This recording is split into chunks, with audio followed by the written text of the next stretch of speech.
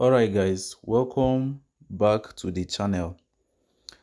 To the combo of today on Pixeltap by Pixelverse, I don't want to waste any time. So you guys know as we used to do it now. Now very simple something. Just head over to the reward section. Then if you get to the reward section, there are two things that you have to do here.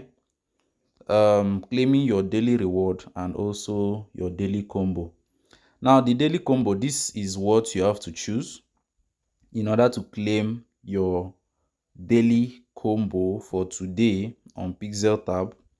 Some people were like asking me, they were telling me that it was hard to get this done. You just have to hold it, and if you hold it, you drag it to this place. Just hold any of this, drag it to this place, and you are going to see it's already done. Okay, now the first one is this one. Okay, so after dragging this one, then the second one is this one. I'll just click on it first and then hold it. All right, and then this other one, and the last one is this one here, and I hold it and drag it to this place. Okay, now I'm going to check. I click on check. All right, so this will be giving me a total of 1,152,000 points, and then I'll click on claim.